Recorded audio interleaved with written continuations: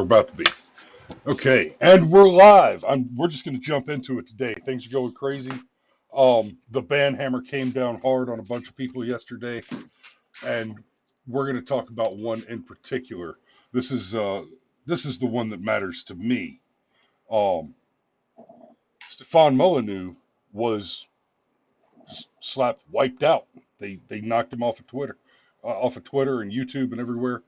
He's still on So, Twitter. is he still on Twitter? He's Okay. still on Twitter. I'm I'm sorry, Jack. I didn't mean to besmirch your sterling reputation. Okay. Anyway, so he Stefan Molyneux put this message up on BitChute, and before I play the clip, um, we are also on BitChute, and amusingly, we perform a little better video per video there, but we don't have as many subs there. So if you guys are subbed here, hop over to BitChute and find the Brushfire Mind and sub there. Jesus, that's loud. Yeah, it is. Um, I could hear your coffee brewing. I know it's delicious. So yeah, hop over to BitChute and make sure you subscribe to us and to Stefan Molyneux. Because YouTube is Google. Let's be clear. Google owns YouTube. Google is engaged in active election tampering now. That's what's happening here. We'll get into it a little bit, but here's uh here's Stefan's 2 minute message on the ban situation.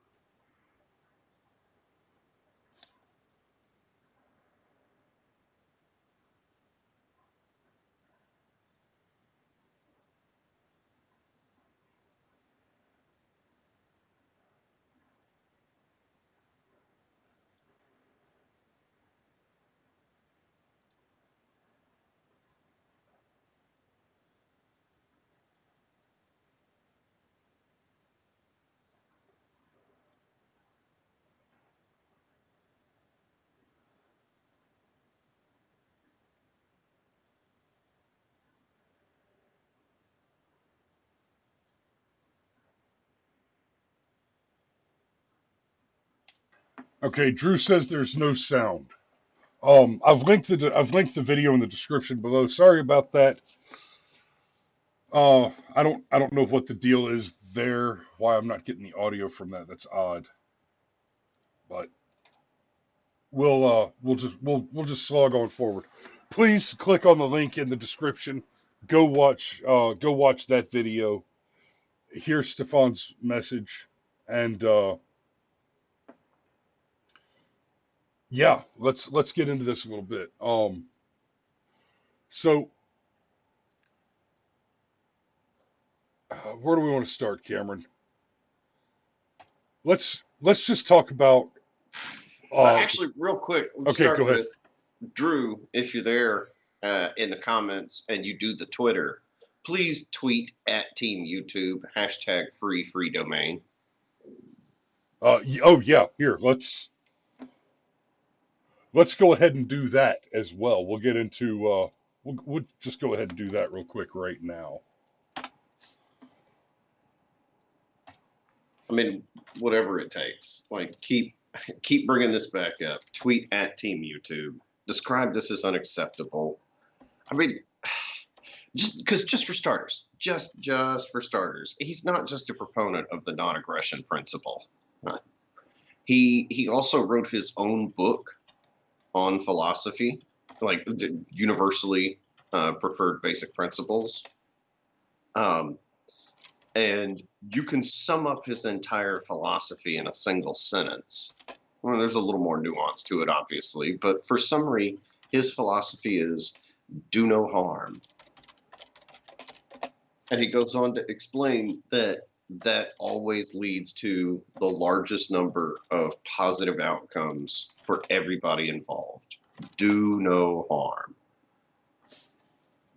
And yeah, somehow he's fomenting violence. I mean, we're talking about a guy who routinely talked about on his show.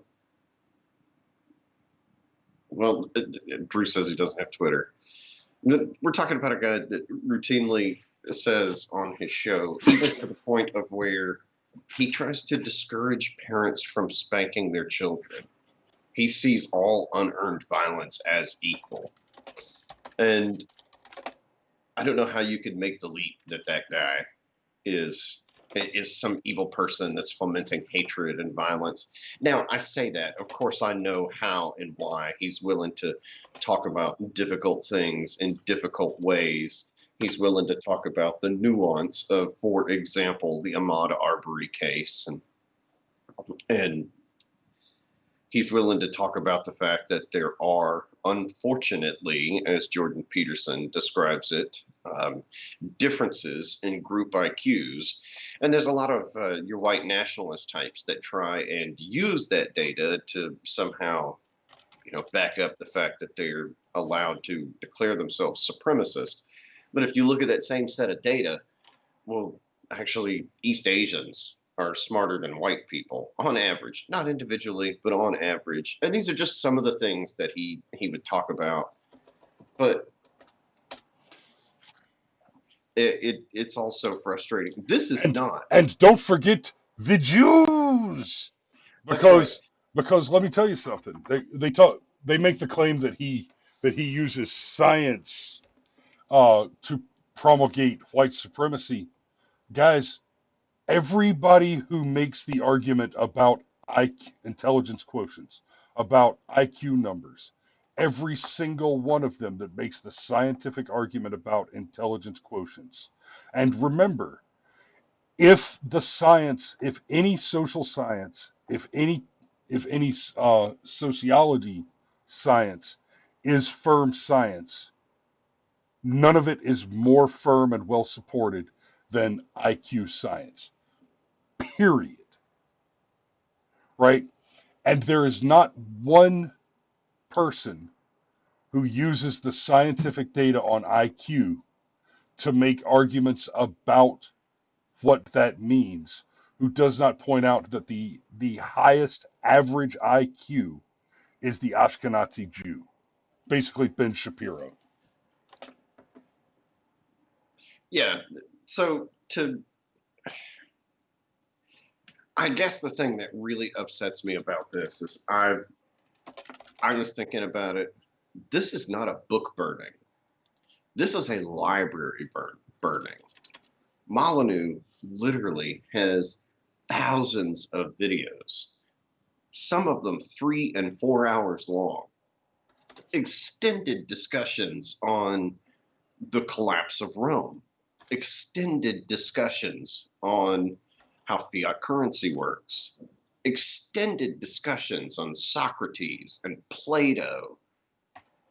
Also, extended presentations on everybody from Gandhi to Charles Manson. One of the things that Molyneux was really fascinating for is he'd take a really repugnant character like Charles Manson, and he would go back through his entire life and try and figure out where Charles Manson went wrong. And then he would take a character that's been lionized, like Gandhi, and he would do an extensive presentation and point out, actually, Gandhi wasn't always such a good guy. In fact, he did some really shitty things over the course of his life. And I feel like these things are important because the left likes to talk about this concept known as agency.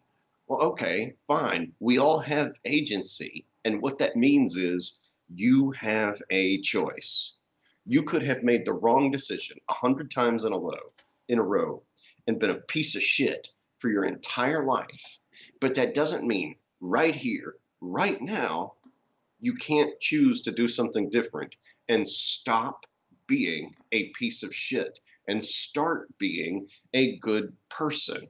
A man is defined by his actions, not his memories. Now, your memories inform those actions. Please believe there's no way of getting around that. The past can hurt, to quote The Lion King, but you are defined by the choices you make. If you want a new definition, you make new choices. And well, gosh, we can't have somebody like that on YouTube 126 days out from potentially the biggest choice all of us are ever going to have to make. Do we choose between the evil orange Cheeto or a guy that's got obvious dementia? No, we can't talk about choice in that environment. I need you to take over, buddy. I actually feel the blood pressure rising here. Well, it's interesting. I'm actually doing a little work while you're talking here. I just pulled up archive.is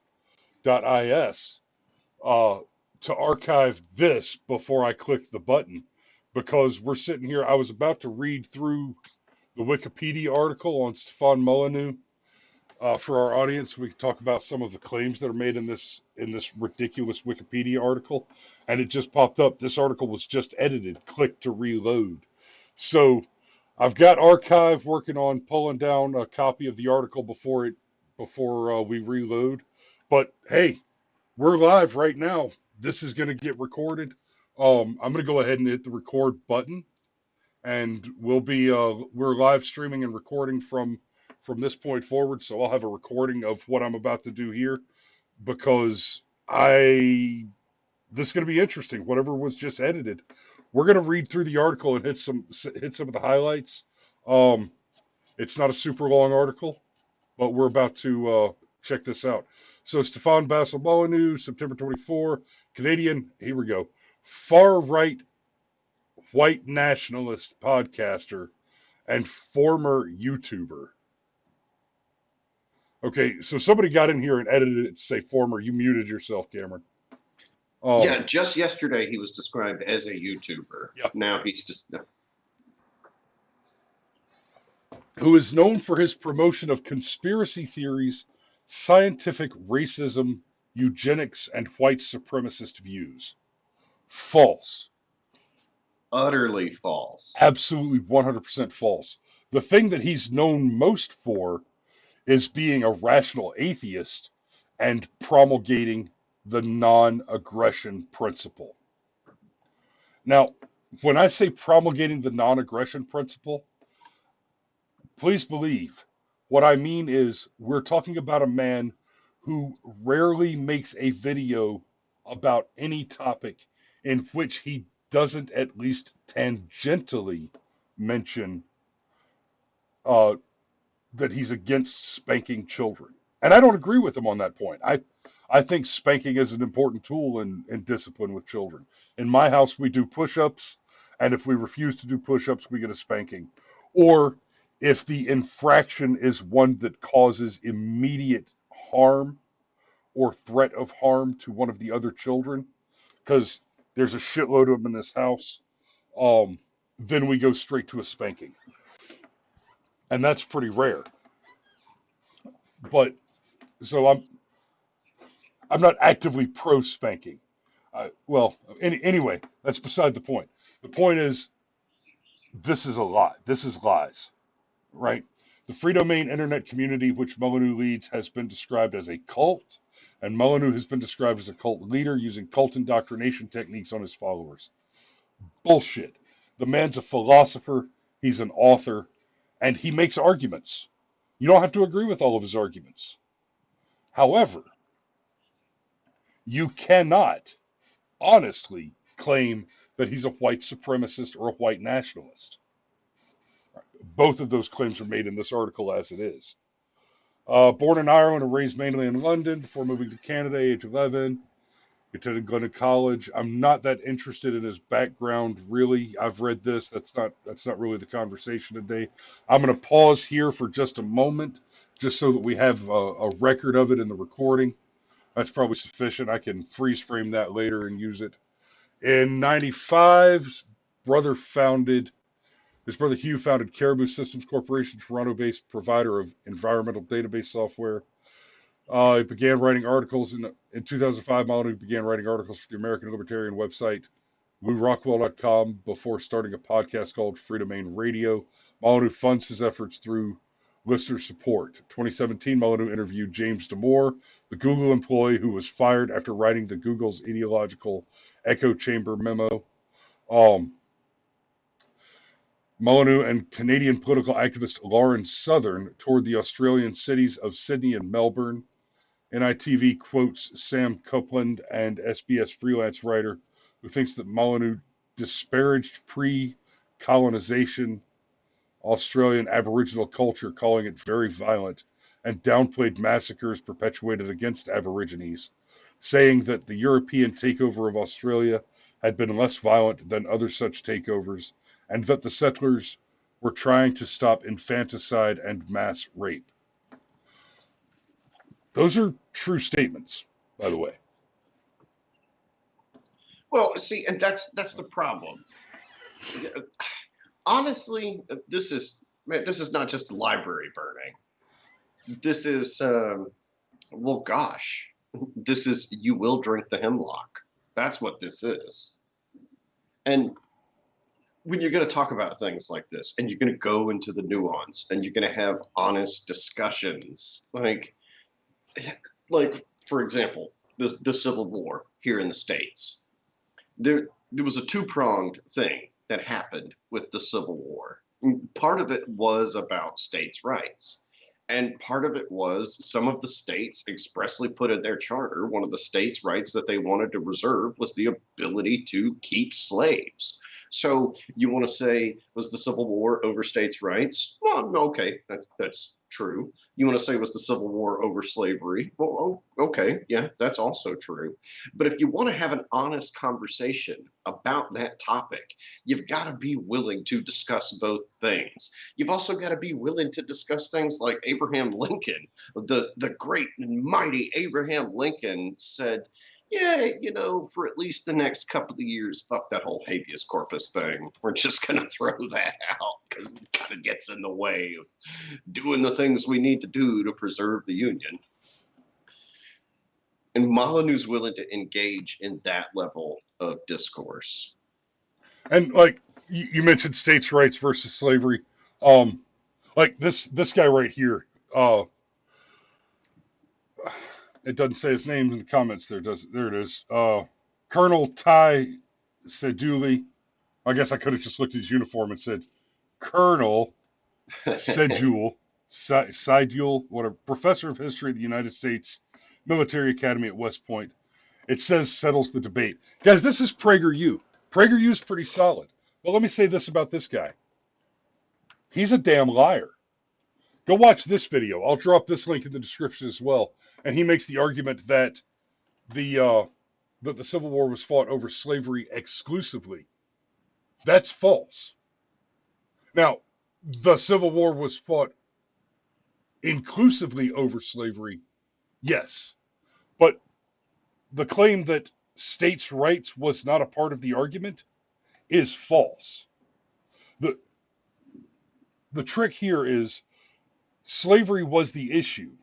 The concern was that if the federal government was allowed to make that change to the state's laws in explicit defiance of the 10th Amendment, and this is not a defense of slavery, okay?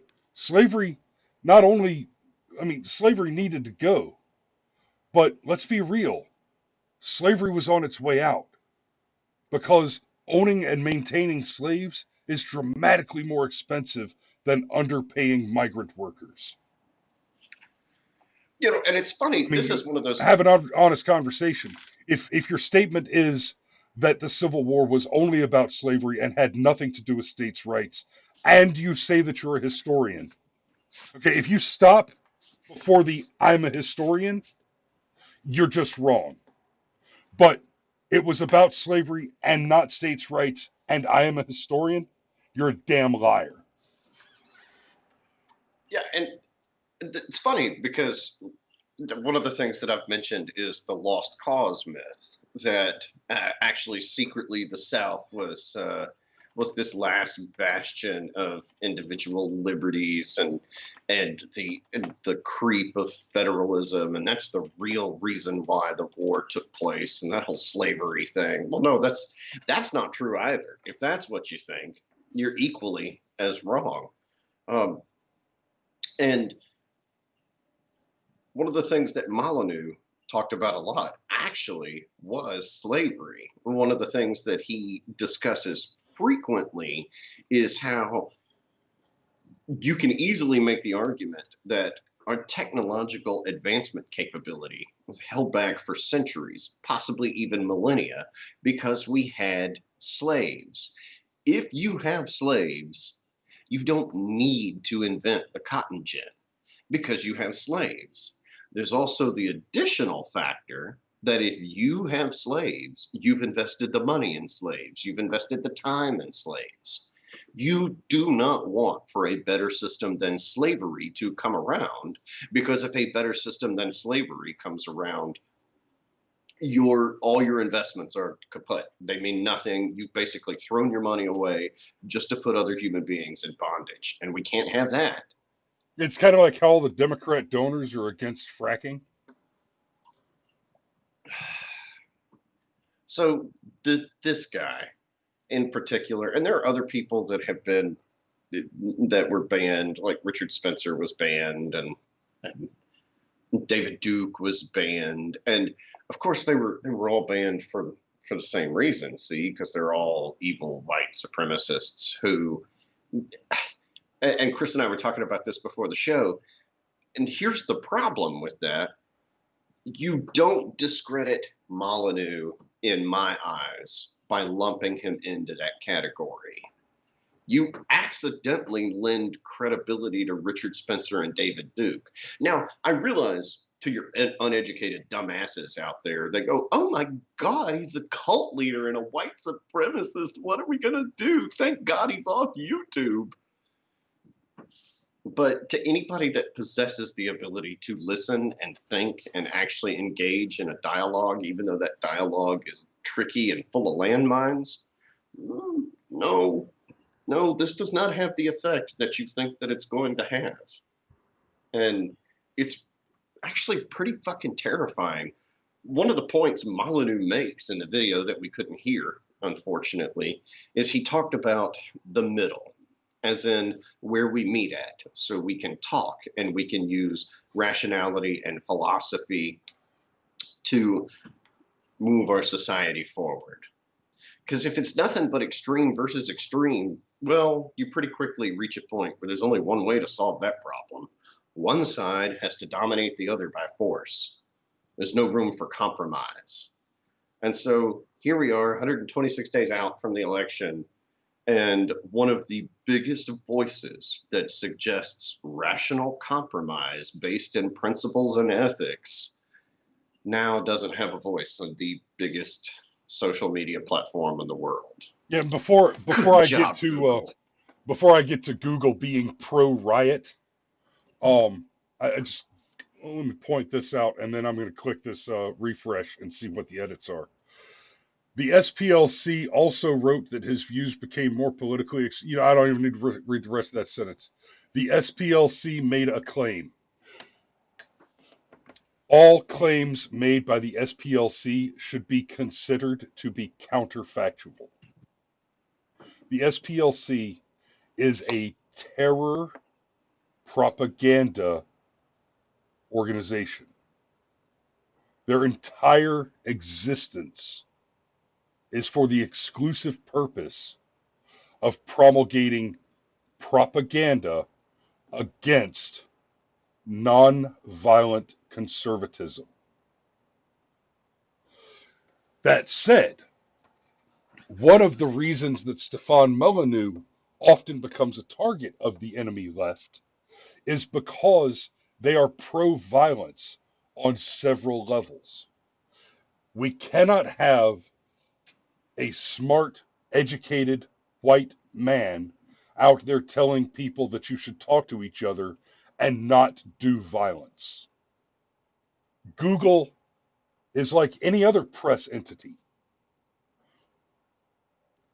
If it bleeds, it leads. Oh, yes, Rita Skeeter. The Who? Daily Prophet exists to sell itself, my dear. Yep. Google exists to sell itself. New York Times exists to sell itself. The headline, two rational men had a discourse and came away with a solution to an important problem, does not sell papers the same way as Minneapolis is on fire because evil racist white cops are randomly murdering innocent Dindus without provocation. There's a fantastic comment from Dan Solo. I'm describing YouTube as being a racist hate group, so I guess we can now add that to the Wikipedia page about them. Oh, you know Uh, what? I'll do that on the air. Let's see what this. Let's see what happens here. yeah, I wonder what this refresh is going to be. Okay, nothing changed there.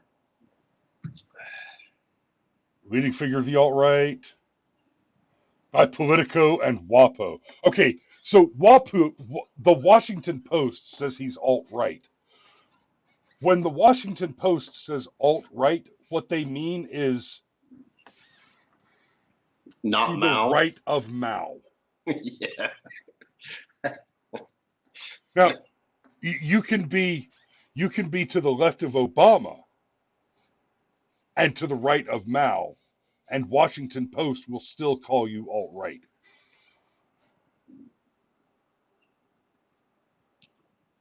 I don't see any more changes.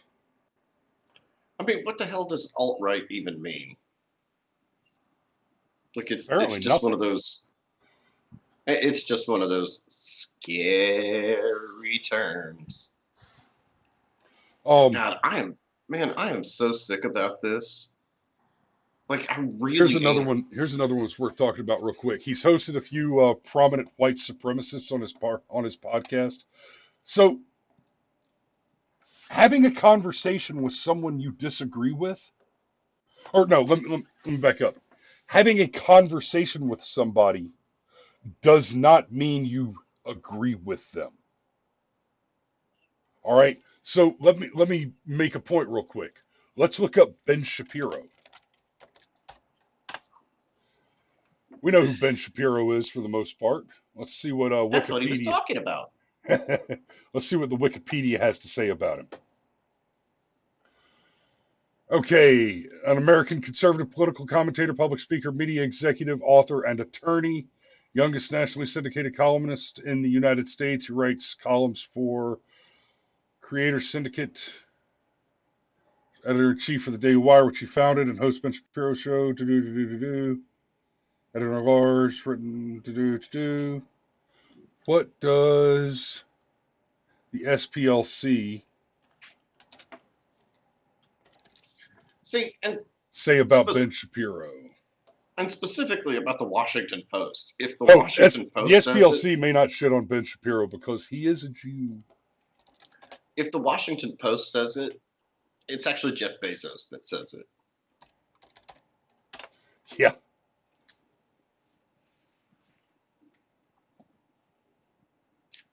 But yeah, man, I mean, I'm just this one in particular. I'm sick about. I'm reminded of all the people that think Rush Limbaugh is a virulent racist, and the only way you can think that Rush Limbaugh is this terrible, mean person is if you don't listen to Rush Limbaugh. In fact, the more you listen to Rush Limbaugh, the more you realize he's not a racist. He's a person who's well spoken, that has first principles that he operates out of, and he's willing to engage in the debate. And he's willing to be wrong as he engages in the debate. Same thing with Stefan Molyneux. He operates out of first principles. Hell, he wrote a book about his own interpretation of his first principles. And he's willing to go out and have the conversation and be wrong. and he was good at it. And that's the real reason he got whacked. So let me make that point real quick about the SPLC. Here's the SPLC basically calling Ben Shapiro um, homophobic, anti-LGBT, right? So does that mean that Don Lemon is a homophobe?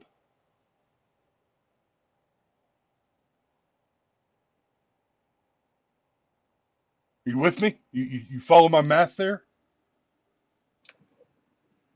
Not entirely, but keep going. Stefan Molyneux is a white nationalist, a white supremacist because he's hosted white nationalists and white supremacists on his Oh. podcast. Ben Shapiro is a homophobe, according to the SPLC, and he's been on Don Lemon's show a few times. This okay. Ergo, Don Lemon. Hell, that makes Don Lemon a trans exclusive radical feminist. Well, and the thing is Molyneux routinely debated people that he disagreed with, and he disagreed with them. I would talk to Richard Spencer. I'd tell him he's wrong. I'd go through a whole list of reasons why I think he's wrong. But that doesn't mean that I wouldn't talk to him. Because if you don't talk to him, your alternative is punching him. And that one doesn't work. I know you think it does, lefties. I know. Hee hee, Nazi got punched. Yeah, fine. Enjoy your Schadenfreude. I like a bit of that myself. I'm tempted to shave my head just to see if one of these lefties will run up and try to punch me in the head. Because I don't know if you know this, Cameron, but I take a punch. Yeah, most of them couldn't reach your noggin. That would be the problem. Little scraping, blue-haired, and nose-piercing anti-fob I, punks. I have actually been punched in the face on more than one occasion in conflicts which resulted in the punch to the face shattering the hand. It's happened to me more than once. So yeah, on the other side of it, Molyneux's also had communists and Marxists on his show. He has. You know what he hasn't had a lot of? Left active left wing politicians. They don't want to have a conversation, and that's part of the point. What Molyneux espouses, what Molyneux advocates for, is discussing our differences, discussing policy proposals, right? Actively engaging with one another, not doing so violently. And like I was getting to just a minute ago, um, Washington Post, YouTube, Google, Twitter, Facebook, they want violence. They want you burning things. They want you scared and in your home and staring at the internet and reading about cities on fire. Because if you're busy going to work and stopping by McDonald's to buy a cheeseburger or rolling through the Starbucks to waste your money on a cup of coffee that supports the suppression of your constitutional rights, and also, I mean, it's Starbucks. They suck. Um, Go to a Wake, guys. If you're anywhere near Conyers, go buy a Wake coffee and get some legit ass coffee. And Yeah, stop. it's cheaper and it tastes better. I don't know about cheaper, but it's way better. It's super delicious. But every one of these outlets, they're media outlets. So are we. Hey, let's be fair. So are we. If it bleeds, it leads. In fairness, we're one of the biggest reasons we're doing this show right now and talking about this topic is because we are particularly annoyed, perturbed, and just we're fucking mad about it. Um. Yeah, we were going to talk about the Supreme Court having John Roberts Oh be a God. pussy again and flip and say, well, sometimes it's okay to kill babies as long as they're in the womb. And then they whacked Molyneux, and it was like, nope, that shot up to the top of the priority list. And but yeah, one of the reasons we're talking about this is that it will be trending, is that it will shoot up the rockets, it will rocket up the charts. It, part of the reason we're talking about this is that you will watch and listen to this conversation, and a big part of the reason that we want you to watch and listen to the conversation is because this is a conversation that needs to be had. Several times lately, I have had this conversation. Hey, you can't convert the lefties. You can't teach them anything. They don't want to learn. They're they're ignorant and violent, and all they want to do is set things on fire and murder cops. And yeah, fair play. That's true. But even if I'm only ever preaching to the converted, if we all stop preaching to the converted, then the conversation stops being had. People stop having the idea, people stop believing that freedom is possible, that rational conversation is possible, that it's okay to have an opinion that doesn't include burning down your cities. Yeah, keeping everybody locked up and afraid is the only way you get Joe Biden ahead in the polls by 11 points. Crashing the economy, putting millions of people out of work, having businesses closed forever. Hey, that's the whoops. I mean, and Bill Maher gave this game away years ago. He said he hoped for a recession because it was probably the only thing that could defeat Donald Trump. Well, good job, Billy. Looks like you're going to get what you want. And the replacement is going to be a man with dementia that's actually going to legitimately be controlled by a shadow oligarchy. Yay. Right? Oh, this But page is currently semi-protected so that only established registered users can edit it. oh, really? Well, I mean, in all fairness, I was going to edit it to change it so that it said YouTube is an American anti-white hate organ online video sharing platform. But yeah, so guys, that's uh, yeah, I think that's about all I've got this morning. Um, Oh, I got lots more. I just have to go to work. Like, this is absolutely, without a doubt, one of the saddest things that's ever happened with regard to modern discourse. And it's not surprising. Somehow, philosophers and artists in particular seem to get shit on more than anybody else. That word heretic, it's awful fun to use if you're the one slinging the word. And man, this is not a book burning. This is a library burning. So much hard work, so much curated knowledge, data, discussion. And we're talking about a man that's changed some of his positions over time. He used to be pretty darn hostile toward Christianity, and over the years has actually changed his position on that. Still being an atheist, mind you, but over the years has changed his position on being hostile toward Christianity, which is part of what you do. If you're actually engaged in real rational discourse, every now and then you're going to change your mind because you're going to bump into a piece of information you didn't have before. And that new piece of information makes you go, huh, can I fit that square peg into this round hole? No. Maybe something's wrong with the hole and not the peg. Man, I'm furious about it. I'll tell you what I keep thinking about. He had Nick Dial on his show, and they were going through the specifics about the Rayshard Brooks arrest, and I got about halfway through that show and had to pause it and walk away from it, and now I can't finish it, and it just, God, it chaps my ass. oh well, here, let me do you a favor then, sunshine. Um,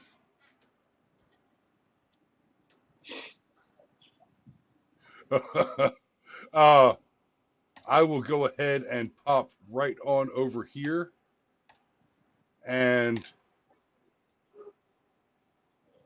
boom, there's the BitChute link to exactly the video that you're talking about. Oh, Did I just switch to BitChute? Did that happen? Because, I mean, let's face it, Joe Rogan is voluntarily leaving the platform.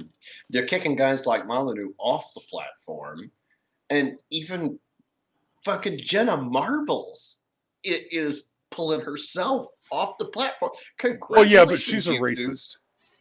Look, my point is, congratulations, YouTube. You built an empire and then it collapsed from the inside. Brilliant. Brilliant.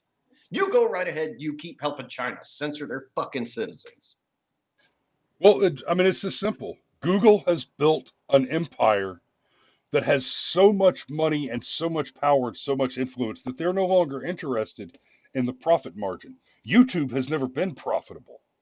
YouTube has always been a loss leader, right? It's not unprofitable. And it's like toilet paper. Nobody makes a profit on toilet paper. You sell toilet paper in your store because people come in to buy toilet paper and they buy something else while they're there. It's a loss leader, right? Like a Nintendo, like a video game system. Believe it or not, video game platforms, nobody makes money selling a video game platform. They're expensive to produce. They sell it to you at a loss because they bank on making their money by you spending 50, 60, 80 bucks on 12 cents worth of plastic that contains a few $1 million worth of intellectual property, which is infinitely reproducible at almost no cost. Loss leader. That's what YouTube is. It's a loss leader for Google's maneuver.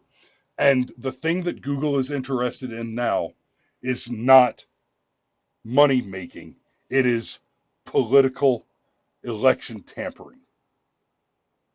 Yeah. Oh, please believe this is part of the year 2020 madness.